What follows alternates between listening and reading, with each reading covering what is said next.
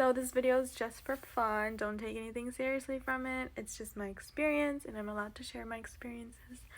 This video is about how I found out I was pregnant at 19. Oof, let's get into it. So I was 19, irresponsible, and I think it was my first year of college. Yeah, it was my first year of college. I was in my second semester.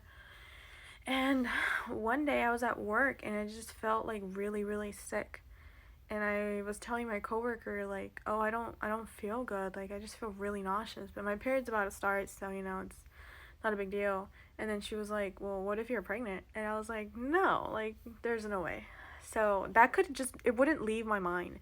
So on our lunch break, I went to go get a pregnancy test at the grocery store and found out in that freaking bathroom that, lo and behold, I am pregnant. So at that moment, I had to go back to work, and that was hard. I was like freaking out inside. I had a lot of questions, a lot of thoughts, a lot of everything was rushing through my mind, and I couldn't tell anybody. I couldn't speak about it. Probably should have waited till I got home, but I could not. I had to know right then and there. So when I got home is when I really started to process it. I was a mess. I was just crying like nonstop because I didn't know what I was gonna do. I didn't have my own place. I had a job and I was earning really well, but it wasn't anything to like support a child with.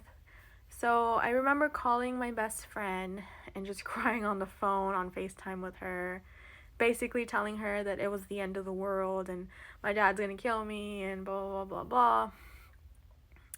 And I remember her telling me to, like, calm down, it'll be okay. Like, have you told the baby daddy or my now husband? Like, have you told him yet?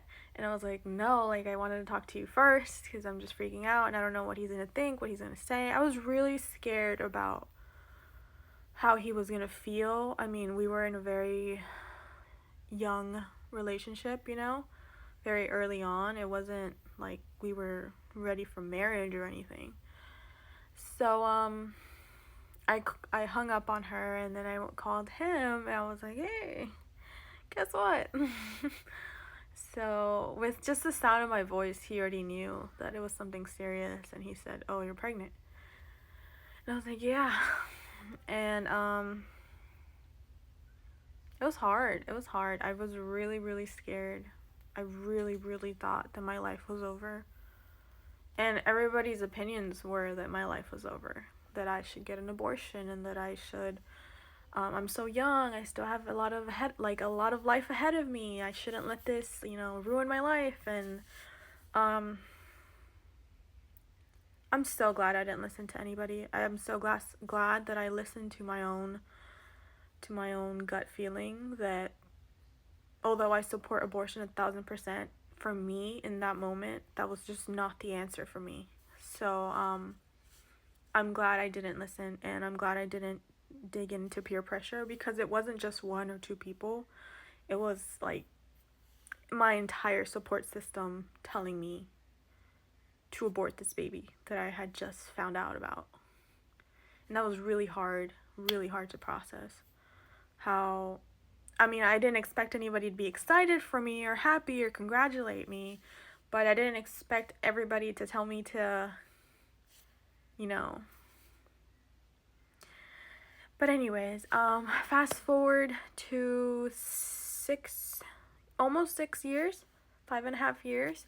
My beautiful baby is about to turn 6 this year, and she's going into kindergarten. I'm so excited. I love her. She's my best friend. She's the sweetest little girl in the whole wide world. I couldn't be more thankful for the decision that I made to keep her and to fight and keep working hard and stay focused. I didn't let a teen pregnancy ruin my life. And this is in no way to, tell other young girls that, go get pregnant young. No, this is not what that is. This is sometimes things happen in your life and you think your life is over, but it's not. It's not the end of the world. And they say that and you don't really believe it at the time, but it's not. It's not the end of the world. whatever you decide to do, it's in your hands, not the baby daddies, not the family, not the in-laws. It's in your hands. And if you decide that you want to keep this baby, and you decide that from there on out you're gonna be responsible and work hard and make it happen one way or another, then you will, and it's not the end of the world. So there's hope. There's a little bit of hope. Again, I don't recommend you go this route. I recommend you, wait, get financially stable, get mentally stable, grow up a little bit, and then decide to have a child with your then husband, or whatever. But definitely, I don't recommend you go the hard route if you don't have to. But if you are there, I just want to tell you that as a young girl, like I said, it's not the end of the world. You're gonna be okay. You love your baby, and that's why you've decided to keep her or him. So just keep promising yourself and that baby that you're gonna make it happen one way or another. You're not gonna give up. You're not gonna sit there and be a victim to yourself. You're not gonna feel pity for yourself. You're gonna take this as a opportunity to rise up.